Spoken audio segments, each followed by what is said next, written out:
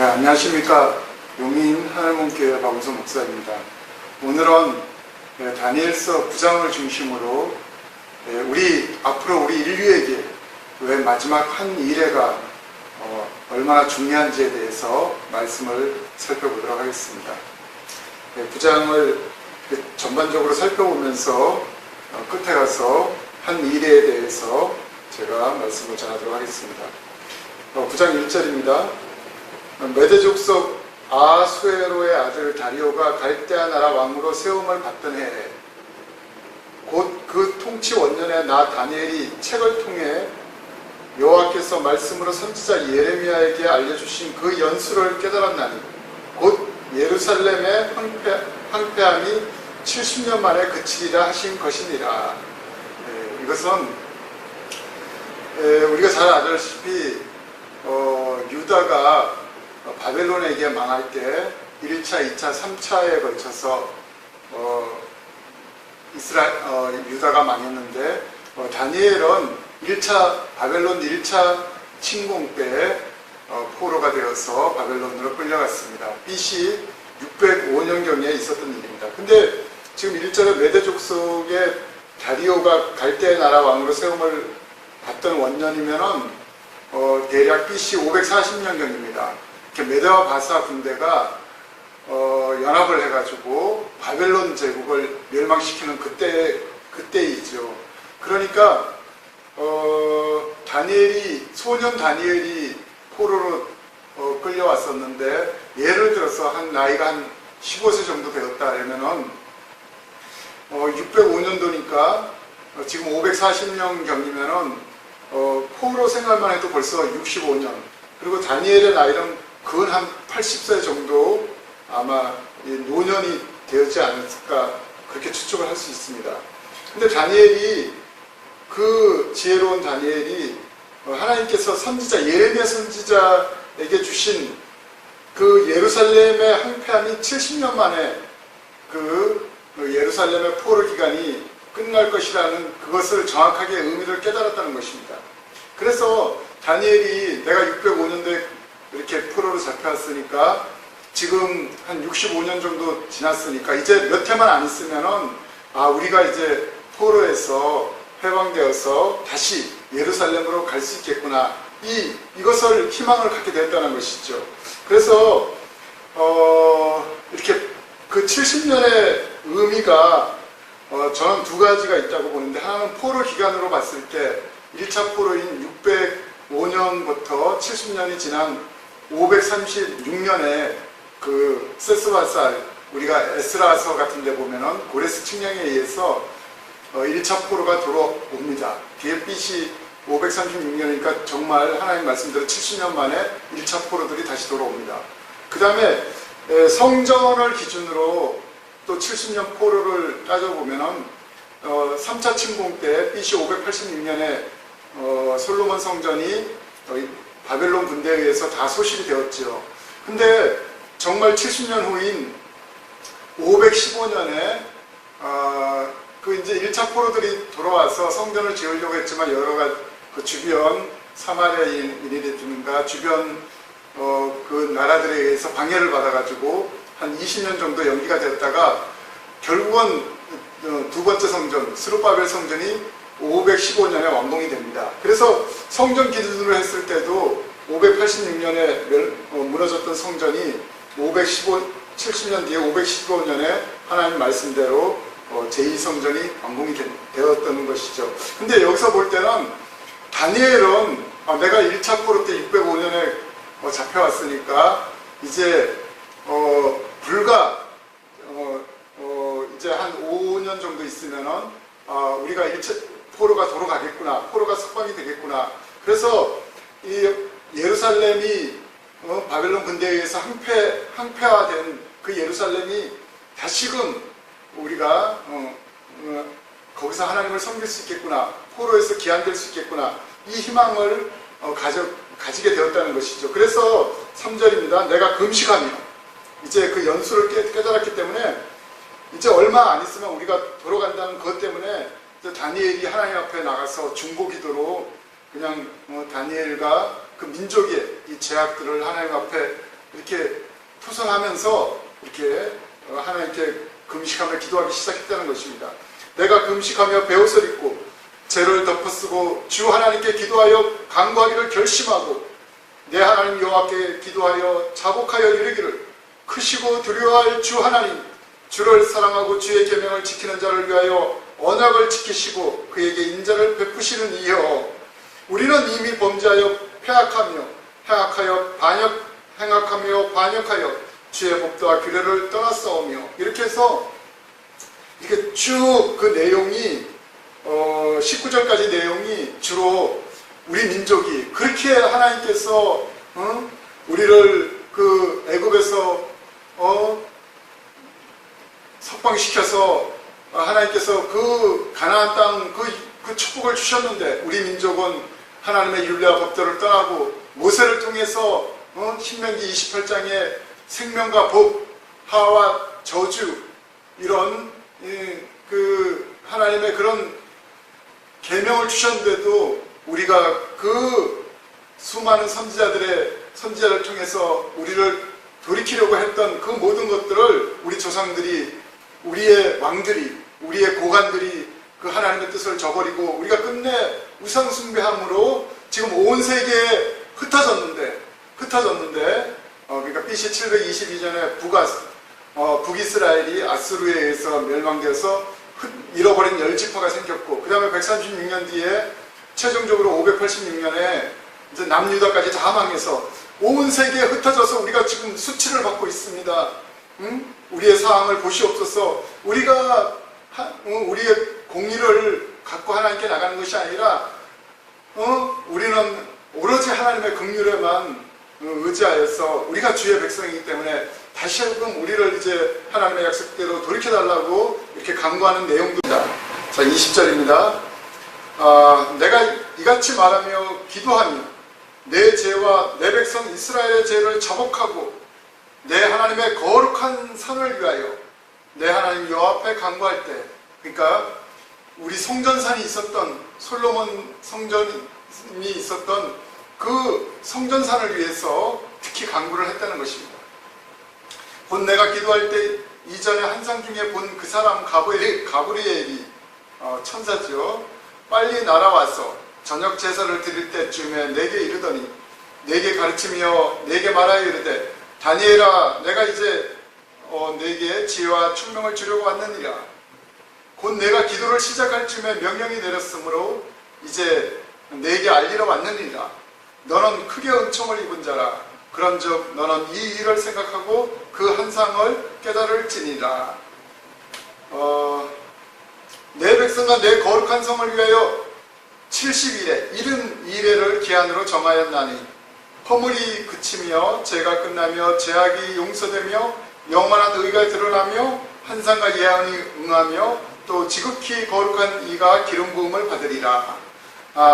다니엘은 지금 아까 설명드렸듯이 이제 몇 해만 안 있으면은 우리가 이제 우리의 고국으로 다시 우리 성전에 있었던 예루살렘으로 돌아가서 성전을 짓고 하나님께 예배를 드릴 수 있겠구나 이렇게 정말 그 소망을 붙잡고 이렇게 지금까지 기도를 했는데 이제 그 기도를 하다 보니까 가브리엘 천사가 또다시 찾아왔다는 것입니다. 그러면서 가브리엘 천사가 새로운 72일에 물론 이제 예레미야에게 주신 70년의 그 연수대로 이제 몇 해만 안 있으면 너희들이 이제 다시 그 땅으로 돌아가겠지만은 하나님의 새로운 예언적인 시간을 지금 주시는 것입니다. 가브리엘이 하나님의 명령을 받고 지금 다니엘에게 전해주고자 하는 것은 옛날 그 예레미야를 통해서 말씀하신 그거는 그거대로 이제 몇 해 안 있으면 성취가 되겠지만은 새로운 이스라엘 민족에 대해서 72일에 그러니까 70 곱하기 2일에 7년 그 490년이라는 어떤 예언적인 하나님의 그런 이스라엘 민족과 관련된 시간이 다시 정해졌다는 것입니다. 그 소식을 지금 전해준다는 것입니다. 그래서 너의 백성 그 이스라엘과 너희 거룩한 성 예루살렘을 위해서 이제 72일에가 기한이 정해졌는데 그 72일에가 마치면은 허물이 그치며, 어떤 허물이요? 여기 제 도표에 보면은 이스라엘이, 제가 제 앞전 동영상에 수도 없이 말씀을 드린 건데, 이스라엘은 이후 3년 반 적그리스도의 42달 이 야곱의 한란을 다 통과하고 끝에 가서 예수님이 지상 재림할 때, 그때 이스라엘은 그때 택하심을 따라 남은 자들이 이스라엘이 민족적으로 모험을 입고 온 세계 사방에서 열방 가운데서 모험을 입고 이스라엘이 민족적으로 구원되는 이 끝선에서, 이 끝 시간에서 이루어진다고 했습니다. 그러니까 여기 70일에, 그러니까 70일에가 끝나는 지점이 되면은 이스라엘 허물이 그치며, 이스라엘의 죄가 끝나며, 이스라엘의 죄악이 영원히 용서되며 영원한 의가 드러나며, 그러니까 이스라엘의 의, 구원이 이루어지며 환상과 예언이 응하며, 그러니까 수많은 이스라엘 선지자들, 이사야, 예레미야, 에스겔, 다니엘, 요엘, 스가랴, 하나님께서 이 구약 성경에 이 세우셨던, 하나님이 보내셨던 그 수많은 이스라엘 선지자들의 예언, 환상과 예언이 다 여기서 이루어진다는 것입니다. 이 끝선에서 다 똑같이 이루어집니다. 그래서 환상과 예언이 응하며 또 지극히 거룩한 이가 기름 부음을 받으리라. 이제 이스라엘에 기다리던 메시아, 예수님께서 만왕의 왕으로 내려오셔서 이 천년왕국을 통치하는 만왕의 왕으로서 기름 부음을 받으신다는 것입니다. 25절입니다. 그러므로 너는 깨달아 알지니라. 예루살렘을 중건하는 영이 날 때부터, 이게 우리가 이게 느헤미야서에 보면은 이제 느헤미야가 이제 그 아닥사스다 왕에게 술 맡은 간원으로 있을 때 그가 나가지 않습니까? 그래서 자기 조상의 그 무덤이 있는 그 예루살렘이 지금 황폐화됐는데 내가 너무 이게 고통스러워서 가기를 청하니까 이제 아닥사스다가 이렇게 허락을 하지 않습니까? 그래서 예루살렘 성이 중건하라는 그 영이 내리는데, 그게 우리가 전통적으로 보면 BC 445년경으로 보고 있습니다. 445년. 그래서 이제 그 예루살렘을 중건하라는 영이 날 때부터 기름 부음을 받은 자, 곧 왕이 일어나기까지 7이레와 62이레가 지날 것이요, 그 곤란한 동안에 성이 중건되어 강장과 거리가 세워질 것이며, 62일의 후에 62일의 후에 기름 부음을 받은 자가 끊어져 없어질 것이며, 여기까지가 이게 이제 7일에와 62일에, 그러니까 합하면은 69일입니다.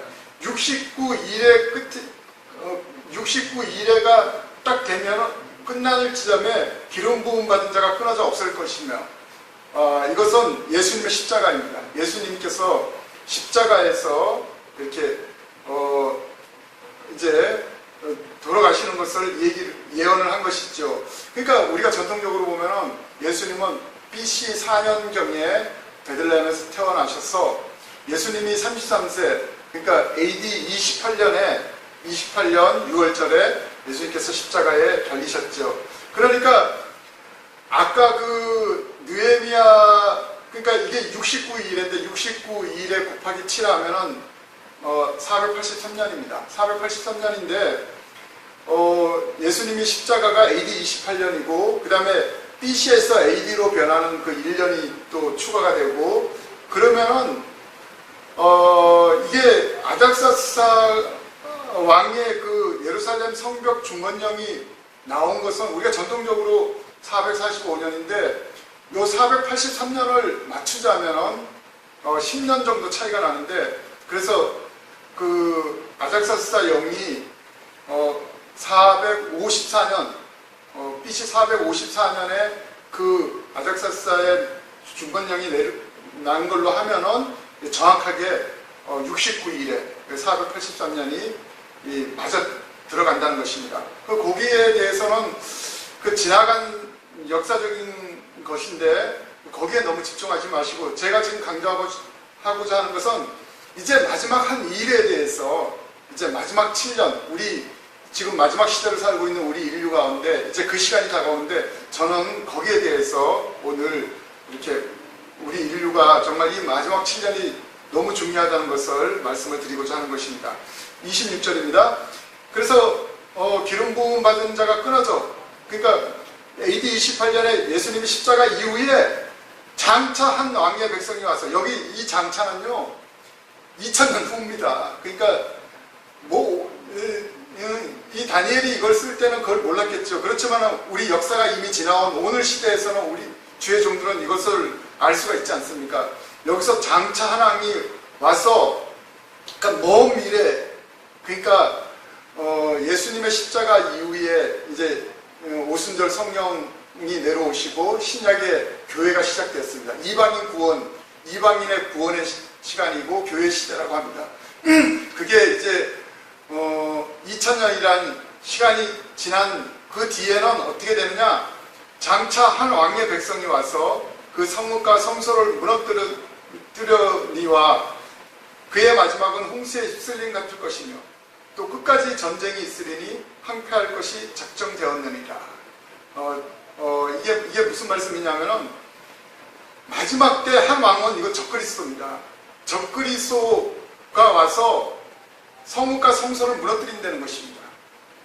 어떤 성문이요? 물론 제가 앞전 저의 동영상에 이거 엄청 많이 설명이 된 건데, 이 후선년반이 되면 적그리스도가 누가복음 21장 20절에 의해서 예루살렘을 군대로 에워쌉니다. 예루살렘을 군대로 에워싸고 제3성전, 이때는 제3성전이 이때 지어져서 제3성전은 이때 무너집니다. 그러니까 제3성전에 앉아서 자기를 하나님이라고 하는데, 여기서 말씀하신 그 한 왕, 그 적그리스도가 성읍과 성소를 무너뜨린다는 얘기가 어디에 기록되어 있느냐? 요한계시록에 있습니다. 계시록 17장 16절에 가면은 17장 16절에 보면은 내가 본 바 열불과 짐승, 그러니까 이 열불과 짐승이 전 세계를 이제 이 적그리스도가 짐승인데 그 열불과 함께 통치를 하면서 끝에 가서 이 큰 성 바벨론인데 큰 성 예루살렘입니다. 적그리스도가 우상화시킨 더럽힌 예루살렘인 것입니다. 그러니까 이 음녀를 우상화된 예루살렘을 미워하고 망하게 하고 벌거벗게 하고 그 살을 먹고 불로 아주 사른다고 되어 있습니다. 그러니까 계시록 10장 16절에 이 적그리스도 짐승과 열불이 자기가 우상화시켰던 이 큰 성 바벨론 예루살렘을 갖다가 이 끝에 가서는 그가 이 음녀 바벨론을 미워해서 벌거벗기고 불로 아주 사른다는 것입니다. 이 말씀은 지금 여기 방금 26절에 읽었던 성읍과 성소를 무너뜨린다는 그 말씀하고 같은 말씀인 것이죠. 그래서 또 그리고 마지막은 홍수에 휩쓸림 같을 것이며 끝까지 전쟁이 있으리니 항폐할 것이 작정되었느냐. 어떤 전쟁이요? 이 아마겟돈 전쟁이 있지 않습니까? 마지막에 적그리스도가 전 세계 왕들을 이 아마겟돈, 예루살렘 이스라엘산 감난산입니다. 동편 감난산에 거기 직결시켜가지고 이제 자기들끼리 이렇게 싸운다 그랬잖아요. 형제가 형제의 칼에 의해 죽고 동무의 칼에 의해서 멸망을 받을 때 하늘에서 우리 예수님께서 하늘의 백마탄 군대를 데리고 내려오면서 그 인간의 군대들을 다 거기서 포도주 틀로 만들어서 진멸시킨다고 심판을 하는 걸로 되어 있는 것이죠. 그래서 끝까지 전쟁이 있다는 것은 이 아마겟돈 전쟁을 얘기하는 것이고, 그래서 적그리스도의 이 바벨론은 황폐된다는 것입니다. 이제 27절이 중요한데, 이제 한일에 대해서 다시 한번 더 이렇게 자세하게 설명을 이제 27절에 연속적으로 써놓은 것입니다. 그가 적그리스도가 장차, 그러니까 그 다니엘 입장에서 보면 2000년 정도 지난 그 후에 마지막 한일회가 어떻게 이루어지냐면, 장차 많은 사람과 더불어 한일회 동안 언약을 굳게 맺고 그가 그 일의 절반의 제사와 예물을 금지시킬 것이며 또 포악하여 가장한 것이 날개를 의지하여 설 것이며 또 이미 정한 종말까지 진노가 황폐케 하는 자에게 쏟아지리라 하였느니라. 이것은 제가 뭐 앞전 동영상에, 저의 동영상에 수없이 말씀드렸는데, 다니엘서 이 언약이 뭐냐면은, 그래서 우리가 지금부터 이제 국제 뉴스를 잘 봐야 됩니다. 세계 역사의 중심은 우리 한반도가 아닙니다. 물론 우리는 우리나라 일이기 때문에 저 북한의 통일한국, 이제 마지막 때 주님께서 저의 동영상 통일한국 대통령이라는 동영상을 보시면은 많이 도움이 될 것입니다. 저 북한의 통일 문제, 이것이 이 마지막 시간하고 다 우리 민족적으로 연결되어 있고, 특히 가장 중심은 저 예루살렘, 하나님의 눈동자인 그 중동에서 일어나는 일에 지금 우리가 또 신경을 이렇게 바짝 쓰고 있어야 됩니다. 그러니까 마지막 한 일회가 어떻게 마지막 한 일회 이 7년이 어디서 시작됐냐? 아무리 많은 뭐 하나님과 교통한다는 선지자들이 무슨 말을 하더라도 우리는 국제 뉴스에서 이것이 역사 속에 드러나는 이 한 언약이 언제 시작됐는지 그것을 주시를 해야 됩니다. 뭐냐면 한일의 언약은 예루살렘 성과 성전 산에 대한 언약입니다. 지금 거기에 모슬렘의 황금돔이 있는데 이스라엘은 그 황금돔 북쪽에 조그만 부지가 있습니다. 거기에다가 세 번째 성전을 세우는 것이고, 언약의 내용이 팔레스타인은 동서 예루살렘 지금 갈라져 있는데 동예루살렘을 수도로 하는 팔레스타인 주권 국가를 인정받는 것입니다. 이것이 언약의 내용이 될 것입니다. 근데 지금 그 황금돔 안에 혹시 뭐가 있는지 아십니까? 인터넷에 잘 나와 있는데요. 황금돔 안에 보면은 넓적한 바위 덩어리가 넓적한 게 하나 있습니다. 그것이 뭐냐면 640년경에 그 마호멧, 이슬람의 선지자 마호멧이 거기서 백마를 타고 와서 그 바위에서 백마를 타고 승천을 했다 이거예요. 그러니까 거기 바위에 백마의 발자국이 있답니다. 근데 이제 유대인들은 거기가 자기네 첫 번째, 두 번째, 제1 성전이 있었던 자리다 이거예요. 근데 거기는 성전 자리가 아닙니다. 지성소에 그런 바위가 없었어요. 성소에도 그런 넓적한 바위는 없습니다. 다 딴 데서 치석을 해가지고 이렇게 와가지고 돌을 쌓았지. 그러니까 지금 그 황금돔이 있는 그 넓적한 바위는 거기가 솔로몬의 성소 자리도 아니고 지성소 자리도 아닙니다.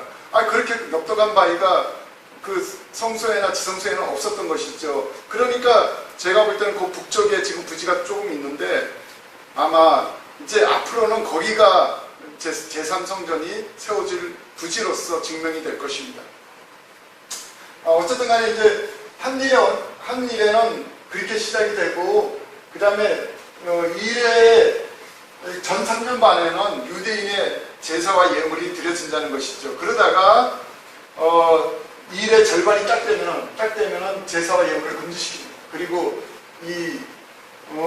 처음에는 그 적그리스도가 이제 이스라엘과 팔레스타인의 지도자를 불러서 이렇게 평화 조약을 이루다가 그가 이제 성전에 지성소 자리에 들어가서 자기를 하나님이라고 하고, 성전 앞마당에는 여기 나오는 말씀대로 멸망에 가증한 것, 포악하여 가증한 것, 예수님이 말씀하신 멸망의 미운 물건을 거기다가 짐승의 우상입니다. 그것을 세우고 전 세계 사람들에게 자기를 하나님으로 경배시키고, 또 짐승의 표, 대리칩, 자기는 안전칩, 이 안전칩을 밖에 맺는다는 것이죠. 그래서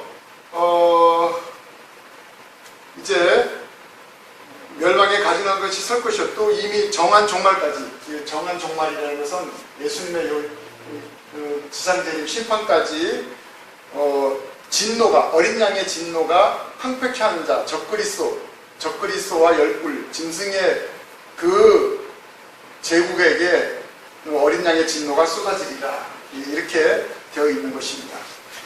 그래서 아까 제가 24절에도 말씀을 드렸는데, 이스라엘의 제약이 끝선에서 이스라엘의 허물이 그치고 이스라엘의 죄가 끝나고 이스라엘의 죄악이 영원히 용서되고 이스라엘 선지자들의 환상과 예언이 이 끝 시간에서 다 이루어진다고 했습니다. 그래서 우리가 흔히 이스라엘 회복 그러면은 무엇을 두고 이스라엘 회복이라고 하냐면은 성경적으로 정확하게는 이 7년 환란, 그래서 이스라엘은 이 야곱의 환란, 한때와 두때와 반때, 특히 후 3년만 이 전에도 없었고 후에도 없는 이 대재앙, 이 환란의 시간을 다 지나고 이때가 되어서 이스라엘의 모든 민족적인 예언이 이루어지고 그들의 메시아를 이때 만나서 메시아 왕국, 우리가 말하는 천년왕국으로 들어간다는 것이죠. 그래서 제가 앞전 동영상에서도 수도 없이 많이 말씀드렸는데 우리 전통적인 이 종말론 해석에서 가장 이 세대주의, 특히 세 가지가 있지 않습니까? 세대주의 전천전설은 환란전 휴거, 그러니까 이 환란 하나도 안 당하고 교회가 환란 전에 휴거된다. 이게 세대주의 전천전설이고, 그 다음에 역사주의 전천전설은 교회도 환란을 다 지난다. 다 겪고 이때 주님의 재림이 있고 그 다음에 천년왕국으로 들어간다. 이게 역사주의 전천전설의 주장이고, 그 다음에 무천전설은 천년왕국 자체가 없다. 지금이 뭐 우리 영적인 왕국이고 이제 천년왕국은 없고 무천전설도 환란을 다 여기서 우리 교회도 다 겪고 여기서 주님의 재림이 이렇게 공중재림, 지상재림 이렇게 나눠지는 게 아니라 주님의 재림이 이렇게 한 번으로 끝나고 그 다음에 그냥 영원한 천국으로 들어가는 거다, 이렇게 주장하는 것입니다. 근데 가장 어느 성경 구절을 잘못 해석했기 때문에 이런 역사주의 전천전설이나 무천전설이 나오냐 하면은 제가 여러 번 말씀드렸는데 마태복음 24장 31절입니다. 이게 이스라엘 회복에 관한 말씀인데 이걸 교회로 해석을 교회가 마치 모든 환란을 지나고 이렇게 주님의 재림을 맞이하는 것처럼 교회로 해석을 했기 때문에 이 역사주의 전천전설이나 무천전설이 나오게 된 것입니다. 제가 여러 번 말씀드렸지만 다시 한번 말씀드리면은 이 마태복음 24장 29절에 환란 후에, 그러니까 지금 이 24장 28절까지 이런 모든 환란 후에 해가 어두워지고 달이 빛을내지 않고 별들이 하늘에서 떨어지고 하늘의 권능들이 흔들리리라. 그때 인자의 징조가 하늘에서 보이겠고, 이 지상재림이죠. 지상재림의 그 징조가 보이겠고, 그 다음에 땅의 모든 족속이 통곡하며, 그러니까 땅의 모든 족속, 그러니까 적그리스도 군대를 포함해서 하여간 모든 족속이 통곡을 하는 것은 주님의 심판이 있는 이 지상재림을 말하는 것입니다. 통곡하며 인자가 구름을 타고 능력과 큰 영광으로 오는 것을 보리라. 그러니까 밑에는 구름이고 계시록 19장에 가면은 구름 위에 백마탄 군대가 내려온다 이겁니다. 그 구름 탔다 그래서 이걸 공중재림으로 또 해석하면 안 됩니다. 그 구름 타고 능력과 큰 영광으로 오는 것을 보리라. 그가 큰 나팔 소리와 함께, 그래서 제가 수도 없이 말씀드렸지만 나팔 소리는 교회를 불러 올릴 때도 천사장의 나팔 소리가 불러지고 주님이 지상재림할 때도 이스라엘을 깨우기 위해서 또 이스라엘을 모으기 위해서 천사들의 나팔 소리가 또 있다는 것입니다. 그 천사들을 보리니 그들이 택하신 자들, 여기서 택하신 자들은 이스라엘입니다. 그 로마서 11장 5절에 사도 바울이 그랬죠. 지금도 하나님의 은혜로 택하신 자들이 있다 할 때 그 남은 자들 그때까지 예수님을 이제 영접하여서 남은 이스라엘의 지혜로운 자들이 있는데 그들이 택하신 자들입니다. 그래서 그 택하신 자들을 하늘 이 끝에서 저 끝까지 사방에서 모으리라. 그러니까 사방에서 모은다는 이 표현이 바로 이스라엘에게 해당되는 간영오구인 것입니다. 구약 성경에 제가 지금 살펴보겠지만 구약 성경에 이 사방에서 모은다는 표현이 얼마나 많이 나오는지, 만방에서 모아드리겠다, 동에서 서에서 북에서 남에서 모으겠다, 사방에서 만방에서 모은다는 이 표현이 얼마나 많이 기록이 되었는지 모르는 것입니다. 여러분, 제가 지금부터 구약 성경의 몇 군데를 찾아가서 이 사방에서 모은다는 이 표현이 왜 이스라엘에게 해당되는 말씀인지 제가 찾아서 설명을 드리도록 하겠습니다. 에스겔서 37장입니다.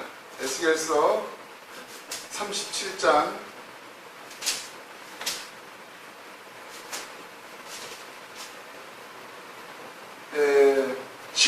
19절에 이제 에스겔 선지자한테 하나님께서 예언적인 행동을 시키죠. 막대기 2개를 취해라.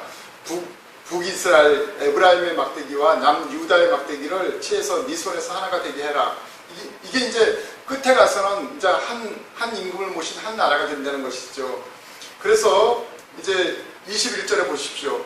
그들에게 이르기를 주 여호와께서 이같이 말씀하시기를 내가 이스라엘 자손을 잡혀간 여러 나라에서 인도하며, 지금 이스라엘이 아직도 1948년도에 그 이스라엘이 독립해서 나라가 이루어졌지만은 아직 다 돌아오지 않았습니다. 전 세계 지금도 80개 국가 이상의 이스라엘이 지금 1600만 정도 된다고 합니다. 그래서 지금 이스라엘 돌아와 있는 이스라엘이 한 5, 600만, 그리고 미국에 또 5, 600만, 또 나머지 5, 600만이 뭐 러시아에 200만, 유럽에 또 세계 각지의 80개국에 아직도 이렇게 흩어져 사는데, 여기 이 말씀이 이제 마지막 때가 되면은 이 끝시간이 되면은 하나님께서 이스라엘을 어떻게 모으는지 이렇게 기록이 되어 있는 것입니다.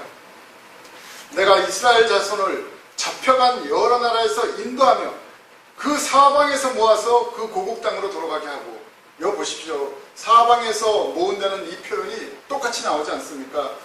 그러니까 잡혀간 모든 나라에서, 지금 옛날에 이제 아수르 또 바벨론의 포로로 잡혀가서 지금 2000 몇백 년 동안 흩어져 살다가 이제 마지막에 다 모아지는데, 그래서 잡혀간 모든 나라에서 인도하며 그 사방에서 모아서 그 고국 땅으로, 고토로, 천전왕국 고토로 이제 돌아가게 하고, 그 땅 이스라엘 모든 산에서 그들이 한 나라를 이루어 한 임금이 모두 다스리게 하리니 그들이 다시는 두 민족이 되지 않으며 두 나라로 나누지 아니하리라. 그러니까 옛날에 망하기 전에 그 북이스라엘과 남유다로 이렇게 두 나라로 이제 나눠지는 일이 없다는 것입니다. 그들이 마지막에 돌아오면 이스라엘 산에서 한 나라를 이뤄서 한 임금이 누굽니까? 그들의 메시아 예수님께서 천년왕국을, 메시아 왕국을 통치하실 때 그 돌아온 이스라엘을 이 메시아 왕국에서 통치를 하시겠다는 것입니다. 또 이사야서에 특히 많이 나와 있는데, 이사야 11장입니다. 11장 10절부터 보겠습니다. 그 나라 이새 뿌리에서 한 싹이 나서 만민의 기치로 설 것이요. 예수님이죠. 다윗의 후예인 예수님께서 만민의 기치로 설 것이요. 열방이 그에게로 돌아오리니 그가 거한 곳이 영화로우리라. 이제 예수님께서 내려와서 이제 천년왕국을 통치하시는 그 예루살렘이 이제 이사야 선지자에 의하면 빛난 땅, 거룩한 땅이 된다는 것입니다. 그날에 주께서 다시 그의 손을 펴사 그의 남은 백성을, 그러니까 이스라엘 백성입니다. 이 온 세계에 흩어져 있는 이스라엘 백성을 아수르와 애국과 바드로스와 구스와 엘람과 시날과 하맛 땅과 바다 섬들에서 돌아오게 하실 것이라. 아수르 북쪽에서 돌아오게 하고, 애국 남쪽에서 돌아오게 하고, 바드로스와 구스와 엘람 동쪽에서 돌아오게 하고, 시날과 하맛 땅 바다 섬들 또 지중해 서쪽에서 돌아오게 할 거라는 것입니다. 12절 여호와께서 열방을 향하여 기치를 세우시고 이스라엘의 쫓긴 자를 모으시며 땅 사방에서 유다에 흩어진 자들을 모으시리니. 여기 보십시오. 이스라엘 쫓긴 자들을 땅 사방에서 유다에 흩어진 자들을 모은다는 것입니다. 그래서 이 하늘 끝에서 저까지 사방에서 모은다, 이 표현은 이스라엘에게 관한 간용어구인 것입니다. 또 43장을 보겠습니다. 이사야서 43장에 1절 야곱아 이스라엘아 너를 창조하신 여호와께서 지금 말씀하시느니라. 이스라엘아 내가 너를 지으신 이가 말씀하시니 너는 두려워하지 말아라. 내가 너를 구속하였고 내가 너를 지명하여 불렀나니 너는 내 것이라. 하나님이 이스라엘을 안 버렸다는 것입니다. 너는 내 것이라는 것입니다. 5절부터 7절 보십시오. 두려워하지 말아라. 이 시간에 이제 그때까지 남아있는 그 이스라엘에게 하나님이 말씀하시는 것이지요. 두려워하지 말아라. 내가 너와 함께하여 내 자손을 동쪽에서부터 오게 하고 서쪽에서부터 너를 모을 것이며 북쪽에서 이르기를 내놓으라. 하나님께서 북쪽에 그들을 포로로 잡고 있는 그 유럽이나 이런 나라들에게서 내놓으라는 것입니다. 내 백성을 내놓으라는 것입니다. 남쪽에게 이르기를 가둬두지 말아라. 내 백성을 이제 니들이 이제 포로로 이제 그만 가둬놓으라는 것입니다. 내놓으라는 것입니다. 내 아들들을 먼 곳에서 이끌며 내 딸들을 땅끝에서 오게 하며 내 이름으로 불려지는 모든 자 곧 내가 내 영광을 위하여 창조한 자를 오게 하라. 내가 그를 지었고 그를 내가 만들었느니라. 이것이요 하나님께서 우리 이방인들에게 하신 말씀이 아닙니다. 이스라엘에게 마지막 순간에 하나님의 이 그냥 엄청난 하나님의 이 마음이 그냥 그 격분한 마음이 들어가 있지 않습니까? 응? 서에서부터 모을 것이고 북에서 내놓으라. 응? 내 아들들을 먼 곳에서 이끌고 내 딸들을 땅끝에서 사방에서 다 불러 모으겠다는 것입니다. 그들은 내 영광을 위해서 창조된 이스라엘이고 내가 지었고 내가 만든 이스라엘이라는 것입니다. 또 이사야서 49장을 보겠습니다. 49장에 하나님이 그러셔요. 내가 내 태에서 난 아들을 내가 어떻게 잊겠느냐. 49장 9절부터 보겠습니다. 내가 잡혀있는 자에게 이르기를 나오라. 이스라엘에게 이제 나와라. 흑암에 있는 자들에게 나타나라 하리라. 흑암에 이스라엘 무덤 다니엘서 12장 1절 3절 그때 땅에 티끌 가운데 자던 자들 중에 깨어나 이제 이스라엘 무덤을 열고 나오게 한다는 것입니다. 이게 똑같이 이렇게 흑암에 있는 자들, 흑암에 있는 이스라엘에게 이제 나타나라 이렇게 하신다는 것입니다.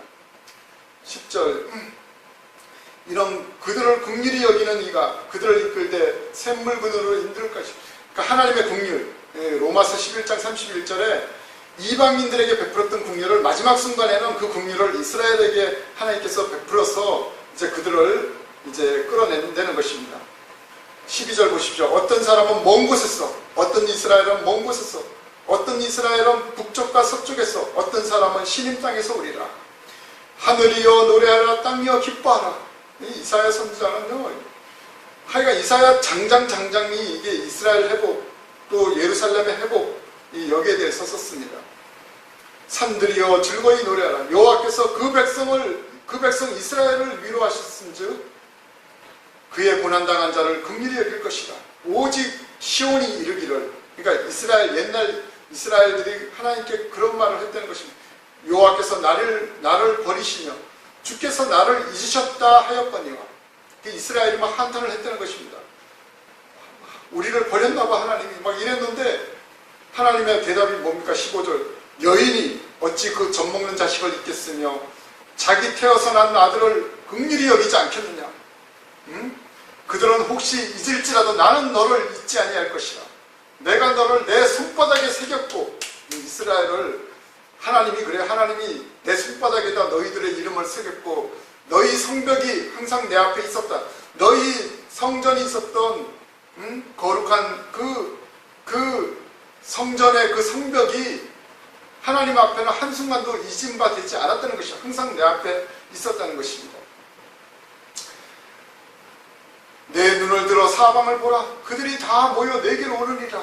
사방에서 이제 이스라엘이 이제 다 들어온다는 것입니다. 제가 조금 이따 읽어보겠지만요.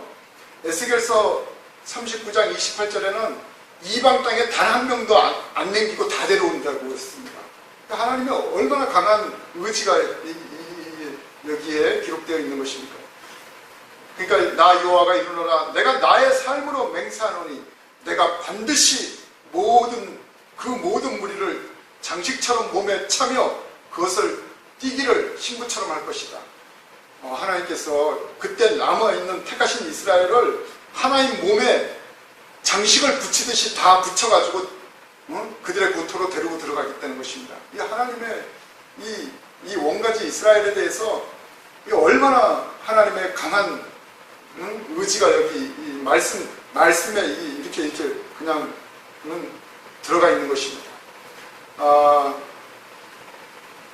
에스겔서 아까 말씀드린 대로 에스겔 39장 보십시오. 39장의 28절에 전에는 내가 그들을 사로잡혀 여러 나라에 이르게 할 거냐. 그들이 범죄하고 우상숭배하고 선지자들의 말을 안 듣고 하나님의 율례와 법도 모세의 율법을 안 지키고 그러니까 하나님께서 그냥 바벨론 포로들로 그냥 전 세계에 사로잡혀가게 했다는 것입니다.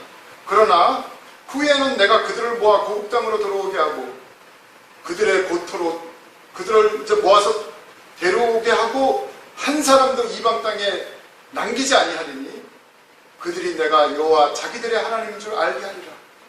하나님 보십시오. 한 사람도 그때 남아있는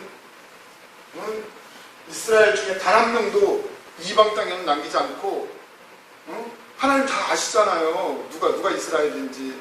그러니까 데려와가지고 내가 그들의 옛적부터 말한 그들의 조상 아브라함과 이삭과 야곱의 하나님인 것을 그들의 조상의 하나님인 것을 내가 여호와인 것을 그들로 알게 하겠다는 것입니다. 한 구절만 더 보겠습니다. 호세아서 11장인데요. 하나님께서 그러세요. 이 이스라엘을 데리고 오는데 내 긍휼이 온전히 내 속에서 불붙듯 한다고. 하나님의 얼마나 강한 말씀입니까? 11절 보십시오. 호세아서 11장 8절입니다. 에브라임이여 내가 어찌 너를 놓겠느냐. 이스라엘이여 내가 어찌 너를 버리겠느냐. 내가 어찌 너를 아드마같이 놓겠으며 어찌 내가 너를 스보인같이 두겠느냐. 내 마음이 내 속에서 돌이키어 나의 긍휼이 온전히 불붙듯 하도다.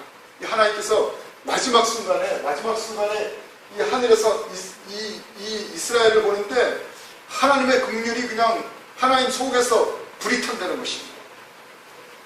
10절 보십시오. 그들은 사자처럼 소리를 내시는 여호와를 따를 것이라.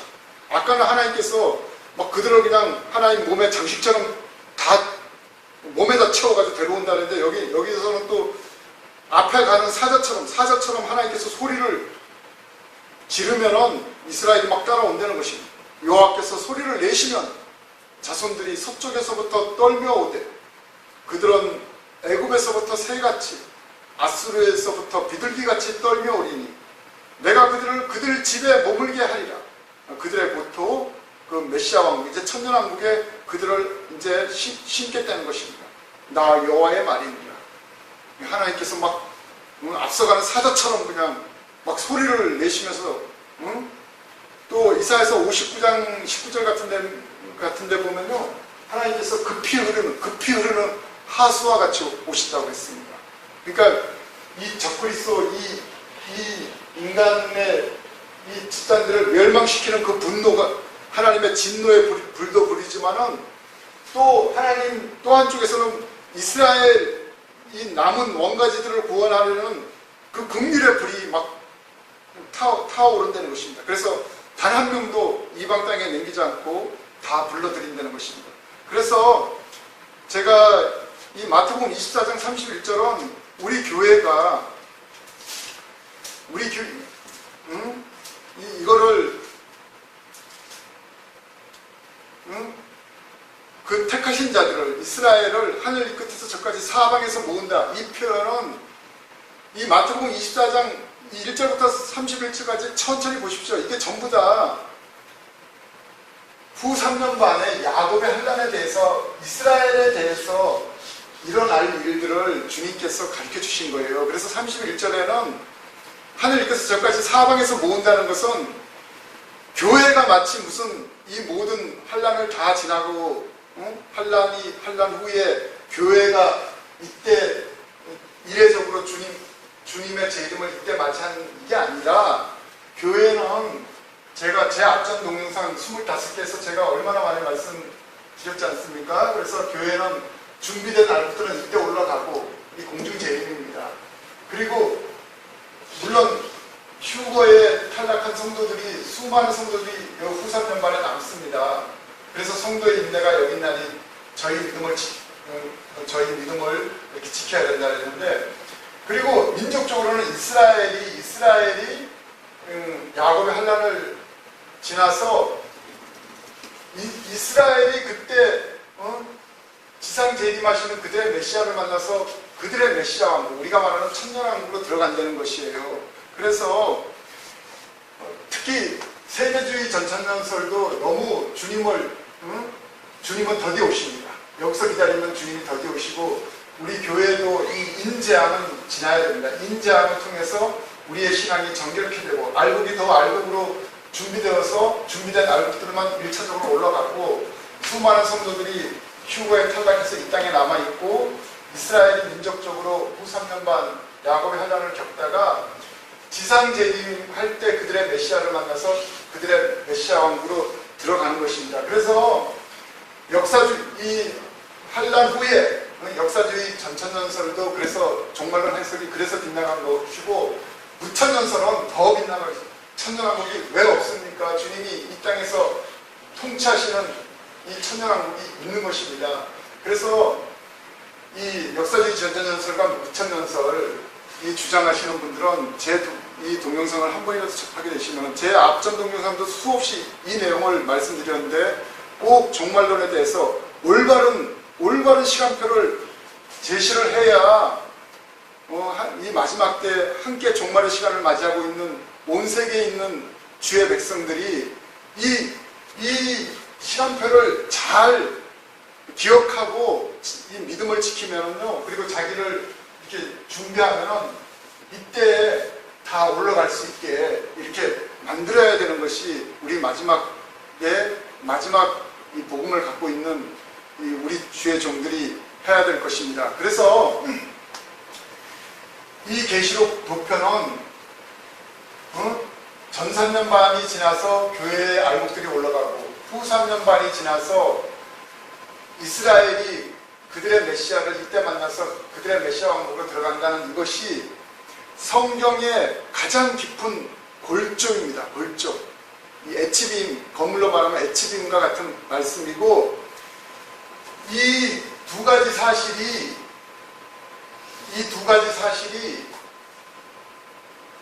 이 말씀 중에 뼈 중에 뼈요, 살 중에 살의 말씀입니다. 정말 이것은 종말론의 계시록의 정답이고요. 성경을 다 압축시키면 66권은 이 뼈대를 기준으로 하나님께서 다 살을 붙인 거나 맞춘 것입니다. 그래서 잘 참조하시고 꼭 전해주셨으면 감사드리겠습니다. 감사합니다.